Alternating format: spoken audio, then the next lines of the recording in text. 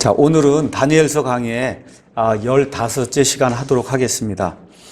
지난 시간에 우리가 다니엘서 8장 공부하다가 조금 어려웠다, 이제 그렇게 이제 이야기를 했는데, 오늘 다니엘서 8장을 끝까지 이제 나가면서 에피파네스, 안티오쿠스 에피파네스라고 하는 그 왕과 그 왕이 구약시대 예표로 적그리스도, 나중에 이 대환란기에 유대인들을 멸절시키려고 하는 그와 같은 그 적그리스도가 등장하는데, 그 적그리스도의 예표로 주어진다는 거, 이런 내용들을 제가 여러분에게 오늘 이제 설명을 하도록 하겠습니다.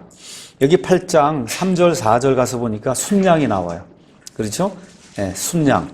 그래서 그 순양이 동서남으로 밀고 다니면서 세력을 확장하는 그런 내용이 나오는데, 하나님께서 그 순양이 누군지를 20절에 설명해 줘요. 내가 본 두 뿔 달린 순양은 메데와 페르시아의 왕들이다. 그렇죠? 여기서 메데 페르시아 왕국에 대해서 이야기를 하고, 이 메데 페르시아 왕국 다음에 누가 나타나냐면 그리스 왕국이 나타나는데, 여기 가서 보니까 5절에서 8절에 순념서가 나타난다. 그래서 순념서가 그 순양을 멸절시키고 그리고 세상을 정복하는 그와 같은 일이 이제 5절에서 8절에 나옵니다. 그러니까 순양은 메데 페르시아, 순념서는 그리스. 그리스라는 걸 어떻게 하냐? 21절에 거친 순념서는 그리스의 왕이며 그의 두 눈 사이에 큰 뿔은 첫째 왕이니라고. 첫째 왕이 누구예요? 알렉산더. 그렇죠? 그래서 알렉산더 이야기까지 지금 하나님이 이제 다 이야기를 해주신 거예요. 자, 이제 이렇게 된 가운데 어떤 일이 발생을 하느냐? 거기 가서 보니까 8절에 그 순념서가 심히 크게 되더니 그가 강성할 때 그 큰 뿔이 누구라 그랬어요? 알렉산더. 알렉산더가 꺾이고 그것 대신 두드러진 뿔 넷이 하늘의 네 바람을 향하여 나서 올라오더라. 지금 이렇게 이제 기록이 되어 있습니다. 그 22절에 거기 하나님이 주신 해석에 가서 보니까 이제 그것이 꺾이고 그것 대신에 네 개가 일어났은즉 네 왕국이 그 그리스 민족으로부터 일어나되 그의 권세, 알렉산더의 권세만은 못하다는 거예요. 그래서 제가 지난 2시간인가 걸쳐서 그리스 왕국을 이제 설명을 하면서 알렉산더의 그리스 왕국이 네 쪽으로 분할이 된다, 이렇게 설명을 했습니다. 그렇죠? 그 네 쪽 중에 두 쪽은 힘이 별로 없어요. 그래서 실질적으로 이 알렉산더의 그리스 왕국은 크게 두 개로 분할이 됐다, 이렇게 생각을 해도 괜찮아요. 하나는 이스라엘을 중심으로 해서 이스라엘 남쪽에 이집트까지 이르는, 그래서 이집트를 주로 다스리는 프톨레마이오스 왕조가 있었어요. 그게 어디까지 다스리냐 하면 팔레스타인 지역까지 다스리게 된 거예요. 그래서 이 이스라엘 바로 위로 넘어가면 시리아가 있거든요. 그래서 그 시리아를 중심으로 하는 셀레우쿠스 왕조가 있었다. 이 두 개가, 그리스 왕조가 이제 분할이 되는 가운데 이 두 개가 가장 큰 왕국이 된 거예요. 근데 이 왕국이 됐음에도 불구하고 이 두 왕국은 원래 알렉산더의 그 왕국만큼은 못하다. 성경이 지금 그렇게 이야기하고 있는 겁니다. 자, 거기 가서 보니까 9절에 그 뿔이 이제 네 개가, 여기 보니까 뿔 네 개가 나왔는데 그 뿔들 중에 하나에서 작은 뿔 하나가 나서 남쪽과 동쪽과 그 기쁨의 땅을 향하여 심히 커졌더라, 이런 얘기가 나옵니다. 자, 그럼 원래 이스라엘은 어느 왕조에 속해 있었냐 하면 밑에 있는 프톨레마이오스 왕조에 지금 속해 있어요. 이집트 중심으로 되어 있는 그 왕조에 속해 있었어요, 원래가. 그런데 저 북쪽에 있는 셀레우코스 왕조가 있죠, 시리아. 그 시리아 왕조에서 어떠한, 지금 식으로 얘기하면 안티오쿠스 에피파네스라고 하는 그런 사람이 세력을 확장하면서 일어나면서 어디로 내려오냐? 여기 나와 있잖아요. 어떻게 돼 있다 그래요? 남쪽으로 세력을 확장하고 동쪽으로 세력을 확장하고, 그러면서 기쁨의 땅을 향해서 세력을 확장하기 시작했다는 거예요. 기쁨의 땅이 어디냐면 이스라엘을 이야기하는 거예요. 이스라엘. 한번 생각해 보세요. 이스라엘이 지금 남쪽에 프톨레마이오스 이쪽에 지금 붙어 있고, 그런 가운데 여기 시리아에 있던 안티오쿠스 에피파네스라는 사람이 세력이 커지면서 밑으로 치고 내려오기 시작하는 거예요. 그래서 누구하고 전쟁을 벌이냐? 이집트하고 지금 전쟁을 벌이는 거예요. 이집트하고.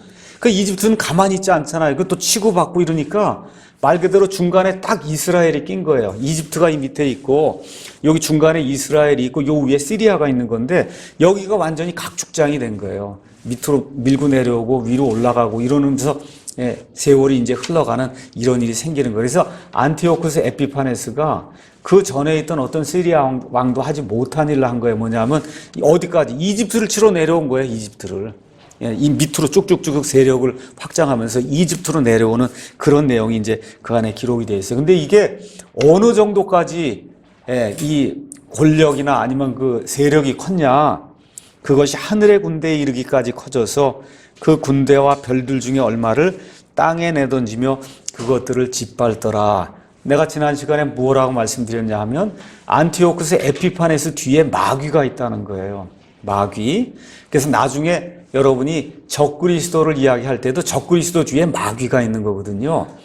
어떻게 지금 여기 있는 그대로면 하늘의 군대, 저기 있는 하늘의 군대면 천사들을 이야기하는데 땅에 있는 왕이 아무리 세력이 커도 어떻게 하늘에 있는 군대에까지 이를, 그건 그렇진 않잖아요. 그러니까 지금 여기서 지금 표현해주고 있는 것은 하늘의 군대에 이르기까지라고 얘기하는 그 뒤에 마귀의 그런 세력이 있고, 그래서 하나님의 군대하고 마귀의 군대 사이에 영적인 전투가 치열하게 하늘에서는 일어나고 땅에서는 안티오쿠스 에피파네스가 이스라엘 백성을 이렇게 학대하면서 이집트로 치고 내려오는 이와 같은 일들을 지금 보여주는 거다. 이렇게 이제 생각을 하면 된다 그랬습니다.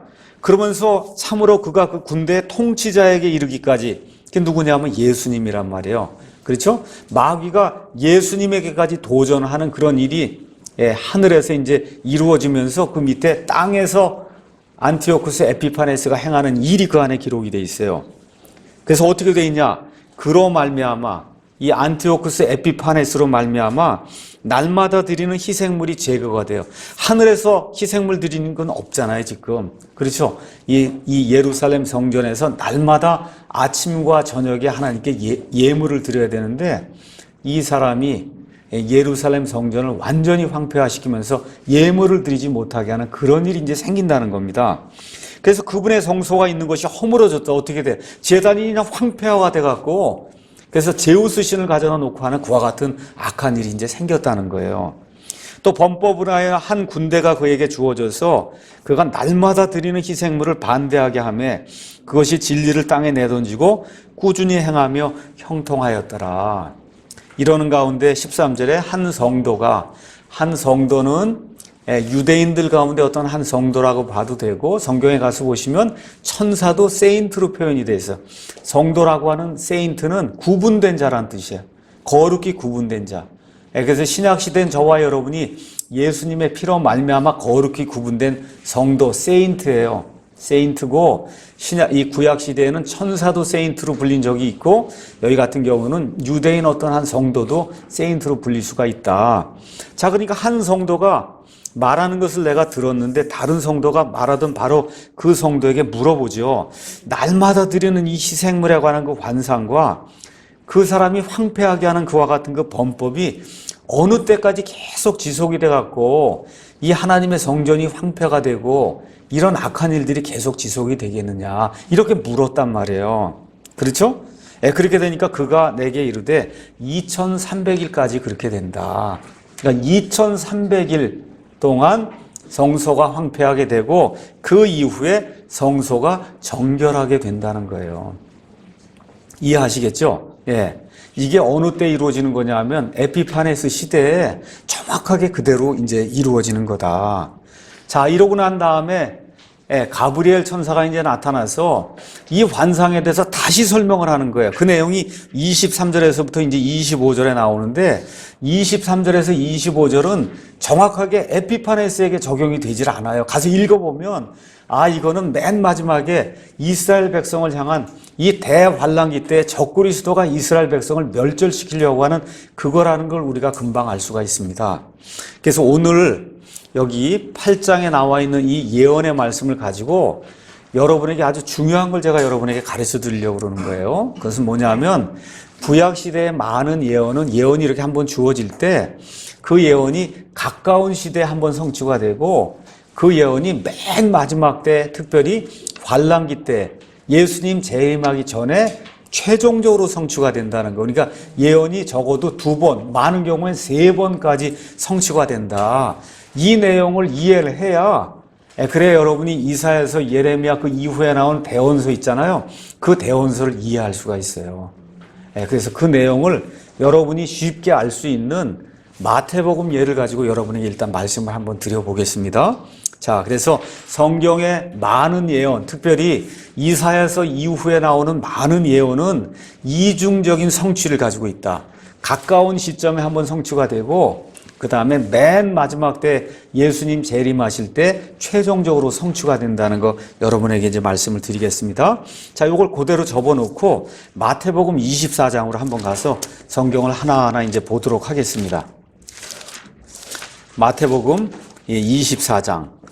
24장 가서 보니까 24장은 여러분이 잘 아는 것처럼 예수님께서 3년만 동안 공생을 이제 하시면서 이스라엘 백성에게 내가 하늘의 왕국을 너에게 주겠다 하고 메시아로 오셔서 메시아의 모든 표적들을 보여주며 너희가 나를 받아들여야 된다. 그렇게 예수님께서 3년 반 동안 선포해도 안 믿는 거예요. 그렇죠? 그래서 마태복음 23장 맨 끝에 가서 예수님이 너희가 주의 이름으로 오시는 이여 하고 나를 받아들이기 전까지는 이제는 너희가 나를 보지 못한다고 얘기하면서 예수님 이제 재림 때나 나를 본다. 지금 그 얘기를 하면서 이스라엘 사역을 이제 멈추시고 십자가에 이제 가서 죽으려고 하는 이와 같은 일을 하시려고 하는 그 찰나의 내용이 이 안에 기록이 되어 있는 거예요. 그래서 마태복음 24장에 예수님께서 성전을 떠나서 가실 때 그분의 제자들이 성전의 건물들을 보여드리려고 예수님께 나왔습니다. 예수님께서 그들에게 이르시되 너희가 이 모든 것을 보지 아니하느냐 진실로 내가 너희에게 이르노니 여기서 돌 하나도 다른 돌 위에 남지 아니하고 다 무너지리라 하시니라. 이 성전이 다 무너진다는 거예요. 여러분 그게 언제 일어났어요? 역사적으로 예수님이 AD 30년경에 죽었거든요. 죽고 이제 승천하셨단 말이에요. 그때부터 정확하게 40년이 지난 AD 70년에 성전에 지금 돌 하나도 남지 아니하고 다 무너져 내렸단 말이에요. 맞습니까? 예. 자, 그런데 그게 끝이 아니고 그 다음에 가서 보니까 3절 그분께서 올리브 산 위에 이제 올라가서 앉았어요. 그래서 마태복음 24장을 영어로는 올리벳 디스코스 그렇게 얘기해요. 그래서 올리브 산에서의 연설이다 아니면 올리브 산 강해다 그렇게 얘기하는 거예요. 마지막 때 어떤 일이 있을까를 예수님이 올리브 산에 올라가셔서 직접 제자들에게 말씀해 주신 올리브 산 연설이 이제 여기 나오는 겁니다. 그래서 예수님이 올리브 산 위에 앉으셨을 때 제자들이 몰래 그분께 나왔어요. 그렇죠? 그에게 뭐라고 얘기하냐? 우리에게 말씀해 주소서. 어떤 때 이런 일들이 있으리까? 그러니까 성전, 여기 이야기 성전이 완전히 회파가 되면서 돌 위에 돌 하나도 남지 않는 그런 일이 어떤 때 있느냐. 이게 질문의 하나입니다. 맞죠? 그 다음에 두 번째 질문이 있어요. 주께서 오시는 때의 표적과 세상 끝의 표적이 무엇입니까? 지금 두 가지 질문하는 거예요. 맞죠? 앞에 거는 성전에 돌 위에 돌도 하나도 남지 않고 성전이 회파가 되는 이때가 언제냐? 이게 질문의 하나고, 둘째는 예수님이 나중에 오시는 때 그때 표적, 그때 세상 끝의 표적이 뭐냐? 얘기하니까 예수님이 쭉 이런 이야기들이 이제 하는 내용이 있습니다.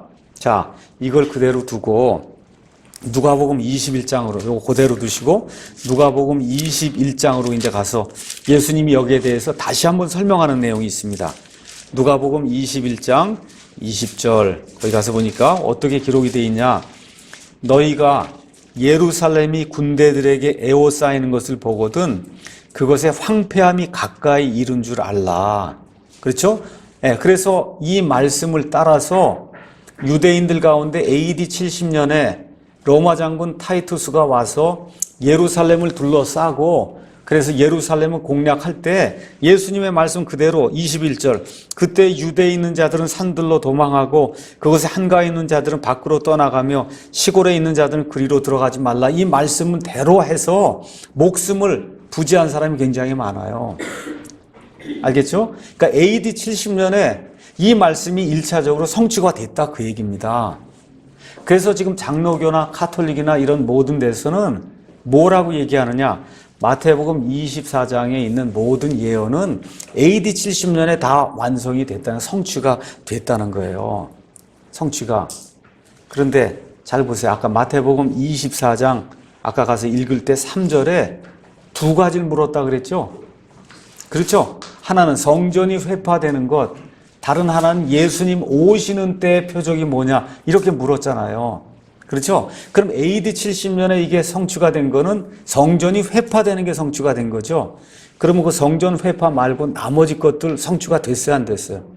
AD 70년에 이 나머지가 다 성취가 됐다 그러면 예수님이 AD 70년에 재림하셨어야 되잖아요. 그렇잖아요. 그래서 지금 많은 사람들이 이미 예수님이 영적으로 재림했다고 얘기하는 거예요. AD 70년에 실제 재림했는데 영적으로 재림했다. 여러분, 이게 영적으로 재림하는 얘기가 이게 성전이 다 회파가 되고, 그렇죠? 적그리스도가 나타나고 전쟁이 일어나고 기근이 일어나고 이런 영적인 얘기가 아니잖아요. 그렇죠? 그래서 여기서 지금 우리가 예언의 이중성을 봐야 된다는 거예요. 그 무슨 얘기를 하는 거냐? 예수님께서 AD 70년경에 로마의 군대가 와서 예루살렘을 회파하고 그래서 너희가 다 쫓겨난다. 맞아요. 근데 그 일과 더불어 예수님 오실 때에도 다시 한번 그 일이 일어난다는 거예요. 다시 한번. 예.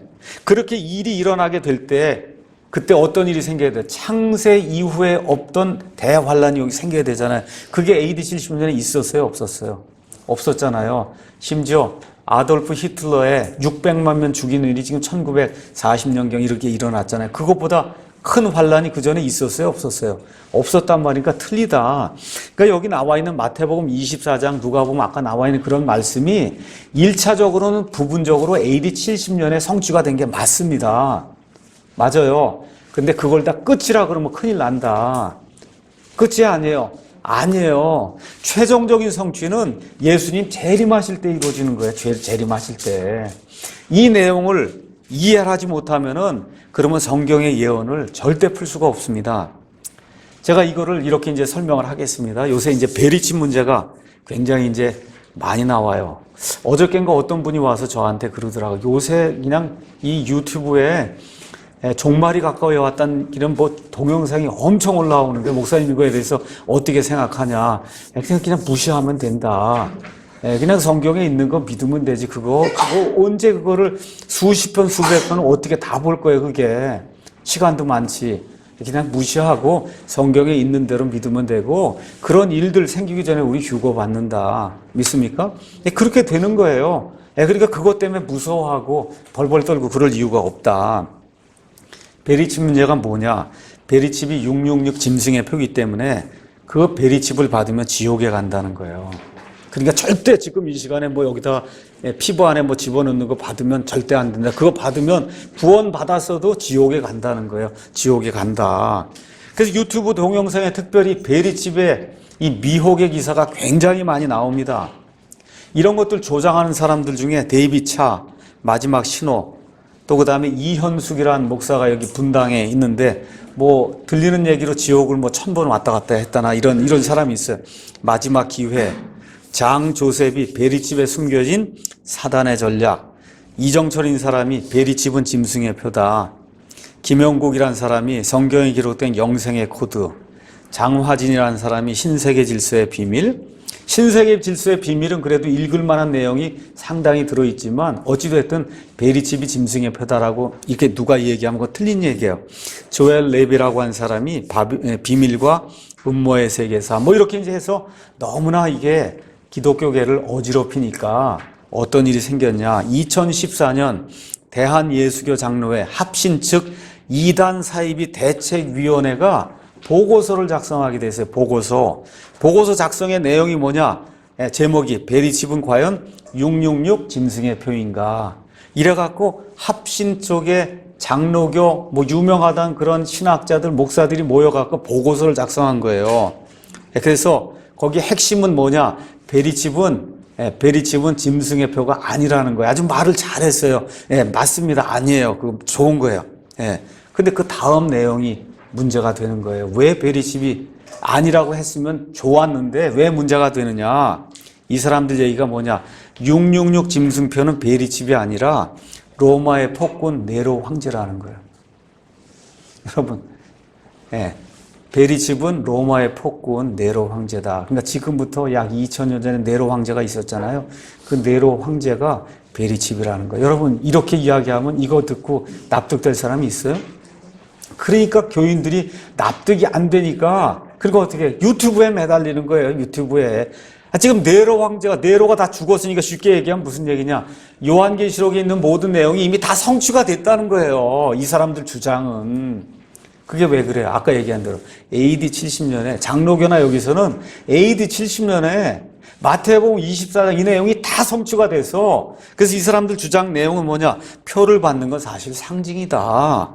그래서 결국 요한계시록 13장에 적그리스도에 대해서 잔뜩 성경이 이야기하고 있는데 그 모든 내용은 로마 제국과 그렇죠? 그 다음에 로마 제국의 종교의 행태를 나타내는 그런 내용이고 우리하고는 아무 상관없는 그런 내용이다. 이렇게 발표를 한 거예요. 여기 이 이단 사이비 대책위원회에서. 그러니까 앞에 있는 건 맞는 얘기예요. 베리칩은 짐승의 표가 아니다. 그건 맞는 얘기예요. 근데 그거를 증명하기 위해서 이 사람들이 내놓는 이 논거가 너무 빈약하잖아요. 그렇잖아요? 예, 그러면 어떤 사람이 와서 베리집이 네로 황제다. 그렇게 얘기하면 이거 요한계시록에 지금 여기 짐승의 표랑 이거 다 나오는데 그러면 짐승의 표가 이미 다 주어졌단 말입니까? 예, 그럼 앞으로는 안 주어질 겁니까? 네로 때 다 됐으면 이제 안 주어질 거 아니에요. 이런 식으로 나오면 문제가 생기는 거죠. 그래서 왜 이런 일이 발생하냐. 아까 제가 말씀드린 대로 예언의 이중성이 있는데 그거를 하나만 보고 나머지 언제 이루어질 거예요? 나머지 짐승의 표나 이런 건 이것은 앞으로 다가올 7년 환란기 때 그때 이루어질 거잖아요. 짐승의 표 받은 사람이 어디 있어요 지금? 그렇잖아요.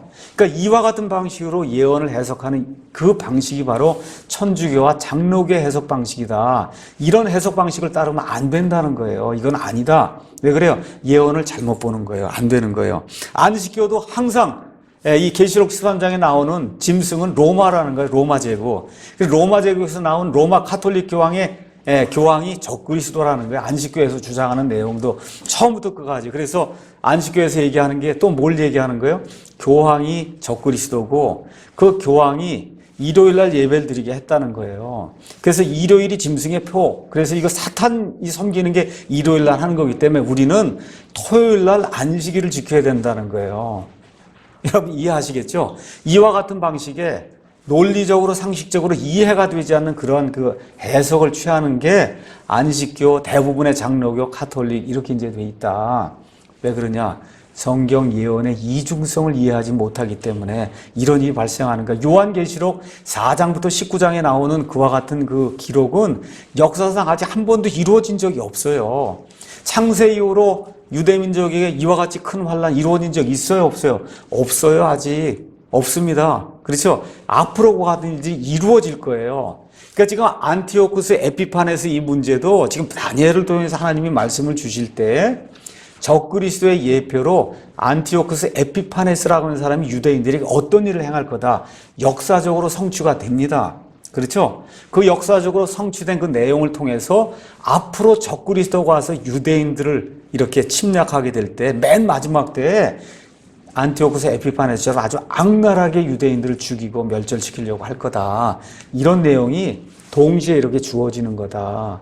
여러분이 그 이야기를 이해하셔야 이 다니엘서 이제 문제뿐만 아니라 이사야서 이후에 나오는 많은 대언의 말씀들을 이해할 수가 있어요.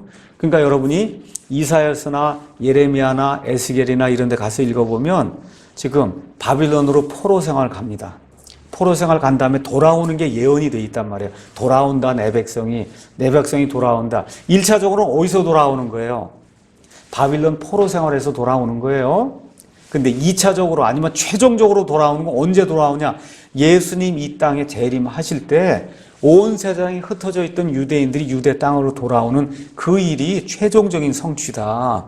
그래서 이와 같은 그 예언의 내용들 잘 이해해야만 이사야, 예레미야, 여기 에스겔, 다니엘 이런 거에 나와 있는 모든 말씀들을 이제 이해할 수 있다는 겁니다.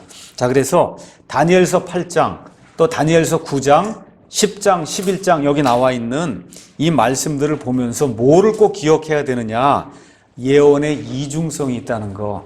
하나는 가까운 미래에 하나가 성취가 되고 그 다음에 하나는 먼 훗날. 먼 훗날은 거의 대부분 예수님 재림하시는 때예요. 예수님 재림하시는 먼 훗날에 그게 최종적으로 성취가 되는 거다. 자, 그래서 이제 9절부터 이제 14절을 설명을 할 겁니다. 9절부터 14절은 시리아의 안티오쿠스 에피파네스가 BC 170년경에 그때 실질적으로 이와 같은 예언을 문자 그대로 이제 성취를 하게 됩니다. 그 다음에 23절에서 26절은 가서 보면 안티오쿠스 에피파네스도 부분적으로 성취하지만 이거를 완전 무결하게 성취하는 자는 맨 마지막 7년 대환란기가 임하게 될 때 그때 유대 민족을 멸절시키려고 하는 적그리스도가 이거를 문자 그대로 이제 성취하게 된다. 자, 그러면 가까운 미래에 안티오쿠스 에피파네스라고 한 사람이 이 예언을 어떻게 성취했나를 제가 여러분에게 말씀드리겠습니다. 지난번에 성경 바로 보기를 이야기하면서 예수님 오시기 전에 400년 동안의 유대인들의 그 침묵기 역사를 여러분에 한번 말씀드렸어요. 그때 안티오쿠스 에피파네스 그때 내가 다 얘기를 했는데 다시 한번 이제 설명합니다. 다시 한번. 요게 이제 끝나고 난 다음에 그러면 9장 끝나고 나서 10장, 11장이 나오잖아요. 10장, 11장이 모두가 다 그리스 왕국과 안티오쿠스 에피파네스에 대한 거예요. 9장, 10장. 그렇게 되면서 여기 11장 끝에 보면 안티오쿠스 에피파네스 이야기가 나오면서 또 적그리스도의 얘기가 나와요. 적그리스도의 이야기가. 그래서 이게 중첩이 돼서 나온다고 하는 거를 그걸 잘 이해하면 그럼 다니엘서가 이제 풀리는 겁니다. 자, 이제 설명하겠습니다. 안티오쿠스 에피파네스는 원래 이름이 안티오쿠스 4세예요. 4세. 그 에피파네스라고 하는 그 이름은 뜻이 뭐냐면 빛을 발하는 자예요. 에피파네스는 자기가 뭐라고 얘기하는 신들이 나타난 존재라 그래. 자기가 신 중에 가장 큰 신이 그리스에서 누구냐면 누구예요? 제우스 아니면 주피터. 그렇죠? 제우스. 자기가 제우스가 사람의 몸을 입고 이게 나타난 존재가 자기라는 거예요. 그래서 사람의 몸을 입고 나타나는데 신이 나타나니까 번쩍번쩍하고 나타나잖아. 에피파네스의 뜻은 번쩍번쩍 빛을 발한다 그런 뜻이에요. 자기를 그렇게 부른 거예요. 내가 이렇게 위대한 자다. 알겠죠? 누구하고 똑같냐? 루시퍼하고 똑같은 거예요. 루시퍼의 뜻이 뭐야? 빛을 발하는 자예요. 빛을 발하는 자. 알겠죠? 그러니까 안티오쿠스 에피파네스가 내가 루시퍼를 따르는 자다. 자기가 스스로 자기에게 이름을 그렇게 붙여준 겁니다. 이 사람이 역사상 가장 악랄한 그러한 왕들 중에 이제 하나입니다. 그래서 17절, 그 다음에 19절, 17절 가서 보니까 뭐라고 되어 있냐? 오 사람의 아들아 깨달아 깨달아 알아라 하면서 그 환상은 끝이 임하는 때에 있는 거라는 거예요. 그러니까 에피파네스에 관해서 일도 얘기를 하면서도 결국 그거는 마지막 때 언제? 끝이 임하는 때, 세상의 끝이 임하는 그때에 관한 거다. 19절에도 또 뭐라고 얘기해요? 내가 그 경노의 마지막 끝에 있을 일, 이 적그리스도가 경노하며 이스라엘 백성을 완전히 멸절시키려고 하는 그 환란기의 맨 마지막에 있을 그 일을 내가 내게 가르쳐 주겠다. 이는 정해진 때 그 끝이 임한다는 거예요. 끝. 아시겠죠? 그러니까 지금 에피파네스 이야기를 하면서도 지금 여기 하나님은 맨 끝에, 세상 끝에 이거하고 지금 연관을 자꾸 이렇게 시켜주는 겁니다. 그 다음에 23절에도 25절에 여기 나와 있는 이 인물은 적그리스도예요. 26절에도 거기 가서 보니까 뭐라고 돼 있냐? 그것은 많은 날 뒤에 있을 일에 대한 거다 해서 많은 날 뒤에 뭐 어느 정도 에피파네스 얘기라고도 볼 수 있지만 많은 날이라니까 언제? 예수님 재림하시는 그때에 관한 일이라고 하나님이 직접 설명을 해주시는 겁니다. 자, 이 당시에 팔레스타인의 상황을 제가 아까 대충 설명했어요. 자, 그리스 왕국이 쪼개지면서 위는 시리아 왕국, 셀레우쿠스 왕조가 형성이 되고 밑에는 이집트를 중심으로 한 프톨레마이오스 왕조가 이렇게 형성이 되면서 이스라엘은 어디에 속했다고요? 이집트 쪽에 지금 속해서 잘 이렇게 지내고 있는 겁니다. 근데 어떤 일이 생겼어요? 시리아의 안티오쿠스 에피파네스가 세력을 확장하면서 밑으로 치고 내려가는 그런 일이 생기면서 이스라엘 백성에게 화가 임하는 그런 일이 이 안에 이제 기록이 되어 있는 거예요. 이렇게 돼서 몇십 년 동안 이 이스라엘 땅이 중간에 딱 껴갖고 북쪽의 시리아, 남쪽의 이집트 여기에 각축장이 되다 보니까 이스라엘 백성 가운데 내가 도저히 살지 못하겠다 여기서 이래갖고 하나님을 이게 배반하고 어디로 내려갔냐? 이집트의 알렉산드리아로 내려간 사람들이 있어요. 이집트의 알렉산드리아에 내려가서 예루살렘에 있는 성전 비슷하게 성전도 하나 만들어 놓고 그러고선 이 그리스의 모든 문물들 다 수용을 하고 그 다음에 헤브라이, 이 히브리 문화도 그대로 하면서 두 개를 융화시켜 갖고 그래서 여호와 하나님도 섬기고 세상 문물도 섬기고 하는 이러한 대도한 이와 같은 무리들이 이집트 알렉산드리아에 이제 생기기 시작한 거예요. 이 사람들이 만들었다고 주장하는 게 70인역이에요. 70인역 성경이다. 일단 거기까지만 제가 일단 이야기하겠습니다. 자, 그래서 이 팔레스타인의 전쟁이 끊이질 않는 거예요. 계속해서 전쟁이 이제 생기면서 특별히 이 셀레우쿠스 왕조의 안티오쿠스 에피파네스가 세력을 잡으면서 이집트 쪽으로 치고 내려오면서 어떤 일을 강조했냐? 헬레니즘 문화를 강조한 이름도 바꿔라. 이름도. 알겠죠? 그리스식으로 이름을 다 바꾸라는 거예요. 그리고 그리스의 모든 문화를 받아들이고 더 이상 히브리 문화를 지킬 수 없도록 이렇게 강압하는 그와 같은 일이 이제 이들에게 이제 생기게 된 겁니다. 자, 이러는 가운데 제사장들의 부패가 이제 생기기 시작했어요. 여러분이 잘 아는 것처럼 이제 이 바빌론 포로 생활이 끝난 이후에 이 사람들이 다시 돌아왔지만 왕이 없었습니다. 그래서 사실은 그 돌아온 그 사람들을 누가 다스렸냐? 대제사장이 다스렸어요. 대제사장. 그 왕은 없었지만 예수님 오시기 전에 한 400년 동안 이스라엘에서 가장 높은 사람이 누구냐? 대제사장이에요. 그러니까 대제사장만 딱 되면은 그러면 온 나라를 다스리는 거야. 돈도 생기고 명예도 생기고 다 생기는 거예요. 이게. 이런데 대제사장이 되려면 돈이 있어야 되는 거예요. 돈을 가져다가 왕에게 주고 대제사장 직위를 사야 되는 거예요. 이와 같은 부패가 이제 이스라엘 백성 가운데 이제 생기기 시작한 겁니다. 자, 이런 가운데 오니아스 3세라고 하는 대제사장이 있었는데 이 사람이 안디옥에 가 있는 동안에 그의 동생 야손이라는 사람이 있어요. 영어로는 야손이 제이슨입니다. 이 제이슨, 이 야손이 안티오쿠스 대왕에게 뇌물을 바치고 나를 대제사장으로 임명해주면 어떻겠습니까? 그렇게 뇌물을 많이 가져다 주니까 안티오쿠스 대왕이 흡족하게 생각을 하고 그래 오니아스는 관두고 너 야손이 이제부터 대제사장을 해라 해서 야손이 돈을 바치고 이제 대제사장이 이제 된 겁니다. 안티오쿠스 에피파네스는 굉장히 기쁘게 생각했어요. 왜 그러냐면 이 야손이 대제사장이 되면 자기가 그렇게 원하던 헬레니즘 문화를 이렇게 강요했잖아요. 이거를 야손이 제가 그것대로 행하겠습니다. 이렇게 얘기하니까 이제 이스라엘 모든 게 다 이제 그리스식으로 이제 바뀔 수 있는 이런 기회가 이제 생긴 겁니다. 자, 이렇게 해갖고 BC 174년경에 이 야손이라고 하는 사람이 이스라엘의 대제사장이 이제 됐습니다.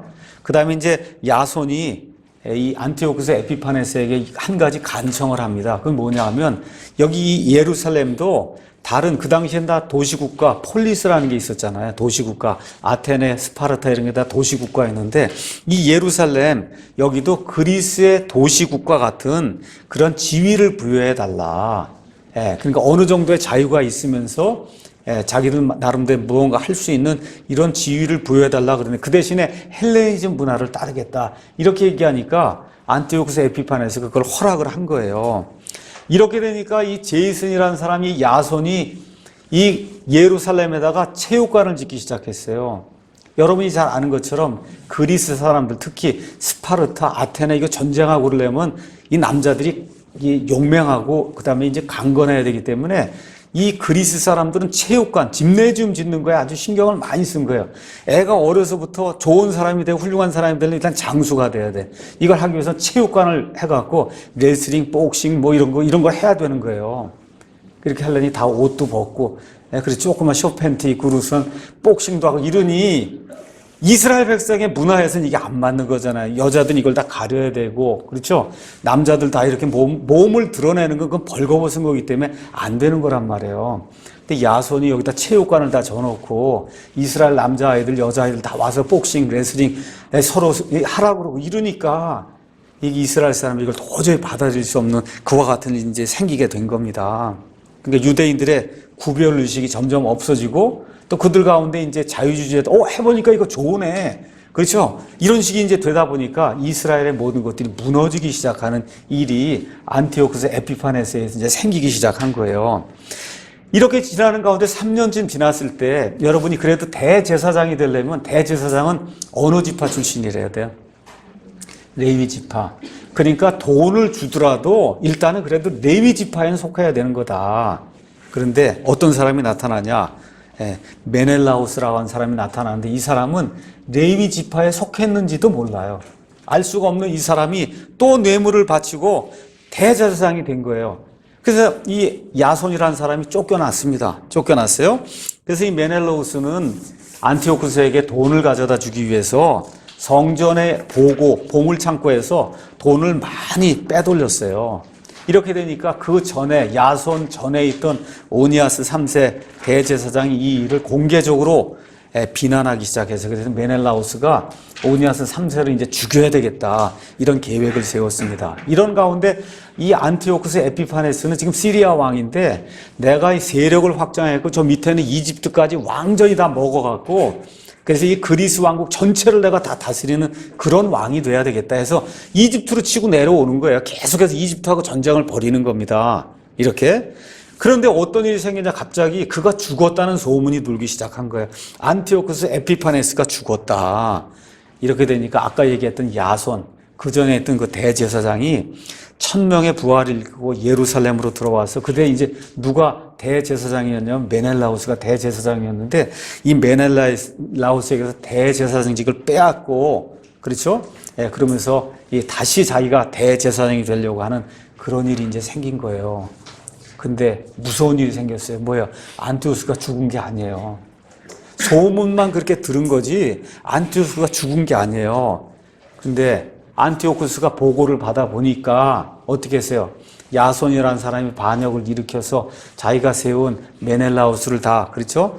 이게 죽이려고 하고 대제사장직을 다 빼앗고 자기가 제사장직을 한다고 하고 이렇게 하면서 헬레니즘 정책에 문화 이게 강요 정책에 반대하는 그런 유대인들이 예루살렘에서 폭동을 일으켰습니다. 이렇게 하니까 이 안티오쿠스 에피파네스가 화가 치민 거예요. 그렇죠? 이렇게 되면서 보복 조치를 취하는 그런 내용이 나오는데 그게 언제쯤 주로 이루어지냐? BC 169년에서 167년, 특별히 BC 168년경에 유대인들에 대한 핍박이 엄청나게 증가했다고 역사가 이제 기록을 하고 있는 겁니다. 이런 내용들이 어디에 기록이 되어 있냐? 여러분이 외경이라고 하는 책 알죠? 외경에 가서 보시면 마카베오상, 마카베오하라고 하는 그런 책이 있어요. 그 마카베오상, 마카베오하라고 하는 그 역사 책은 성경이 아닙니다.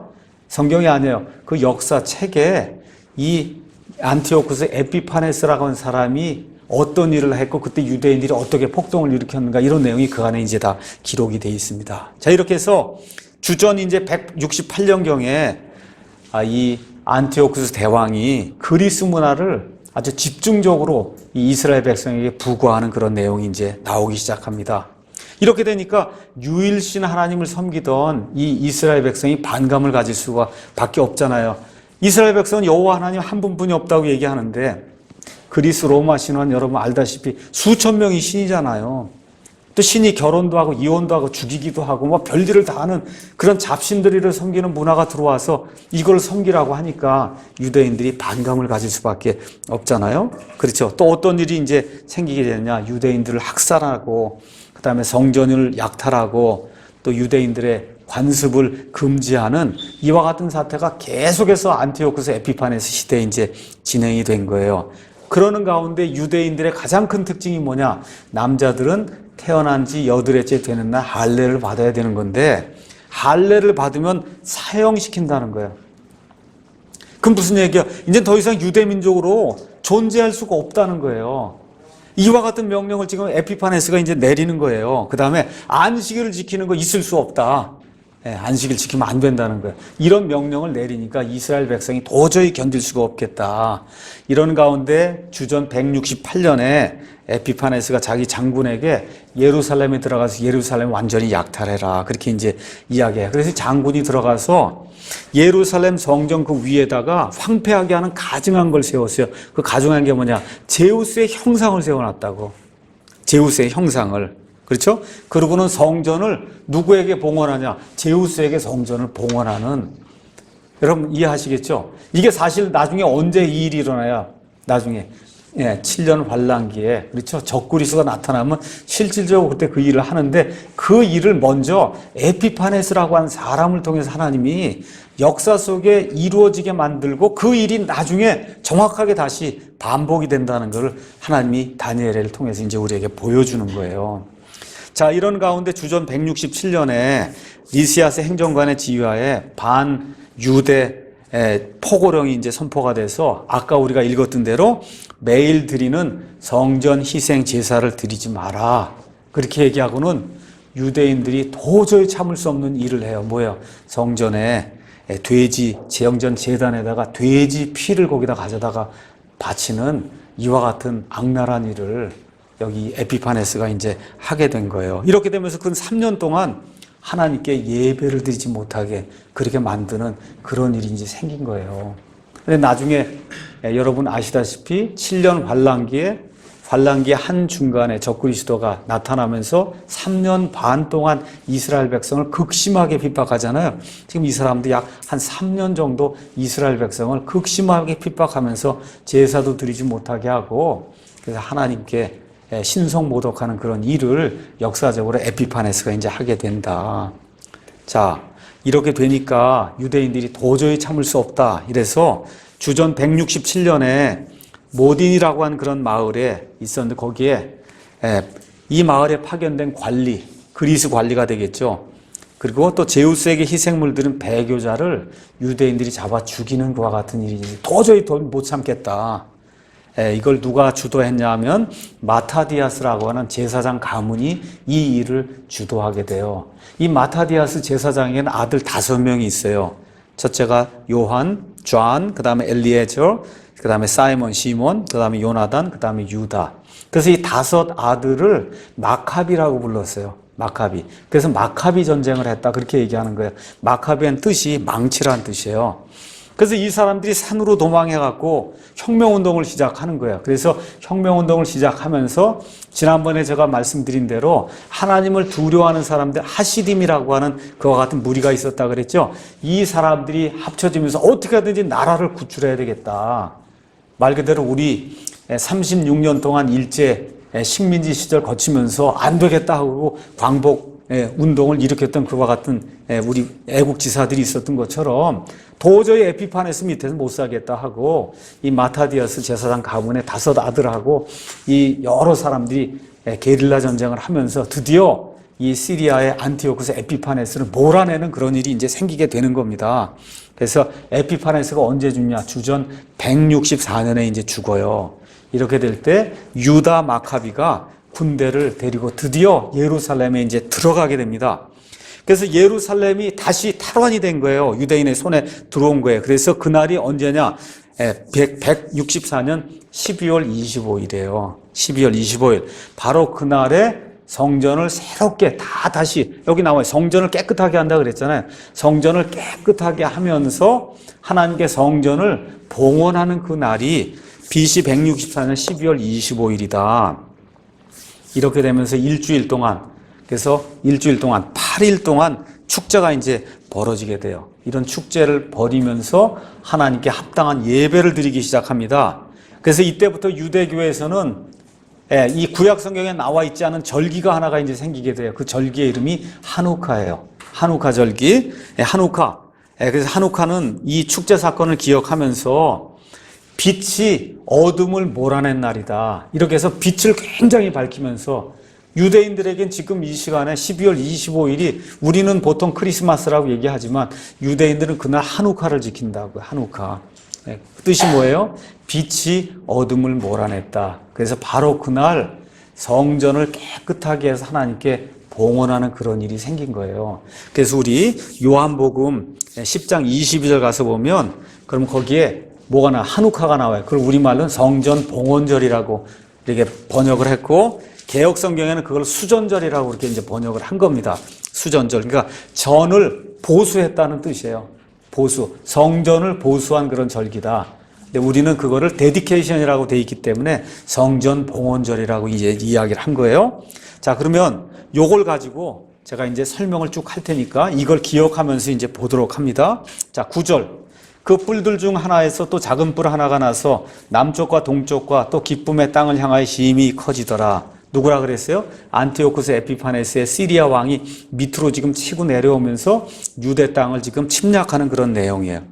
그런데 그 뒤에 가서 보니까 그것이 하늘의 군대에 이르기까지 커진다 이런 얘기를 하면서 결국은 하늘의 군대까지 커질 정도로 세력이 확장이 됐다.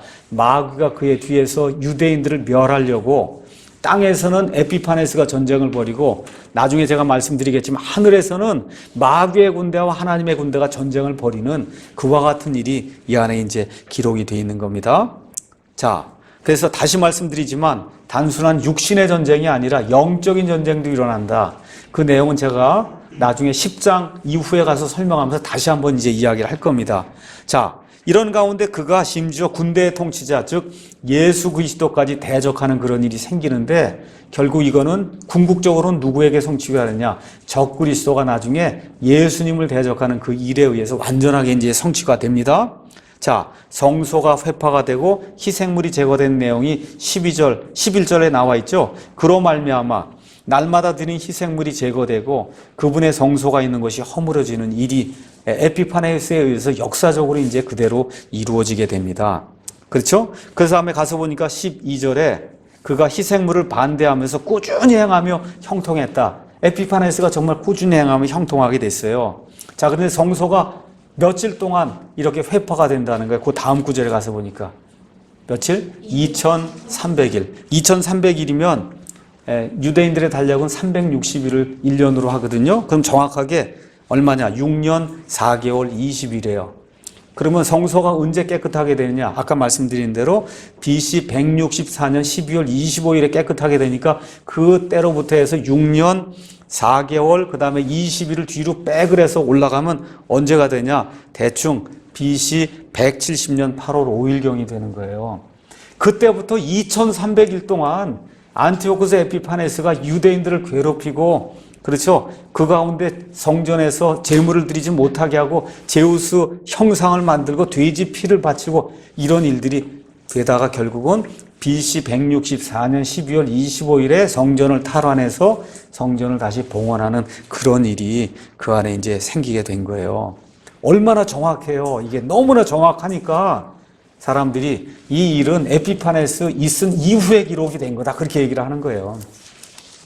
여러분 이해하시겠어요? 다니엘서가 너무 정확하고 정확하면서 에피파네스 일어나는 것까지 성전 회파되는 것까지 여기 2300일까지 이런 일들이 다 이렇게 정확하게 이렇게 기록이 돼 있다 보니까 하나님의 말씀을 믿지 않는 자들이 이거는 에피파네스 시대가 BC 170년이잖아요. 지금 이거 기록이 된 거는 BC 600년, 500 몇 년경이잖아요. 그렇죠? 이거는 BC 550년 뭐 이때 이렇게 기록이 된 게 아니고 BC 170년 이후에 에피파네스가 역사적으로 나타난 그 이후에 요거를 짜맞춰서 에피파네스라고 해서 이렇게 기록을 한 거다. 이렇게 주장하는 자들이 나올 정도로 하나님께서 이 다니엘을 통해서 주신 예언의 말씀이 정확하게 이렇게 성취가 됐다. 첫 시간은 여기까지만 하고 마치겠습니다.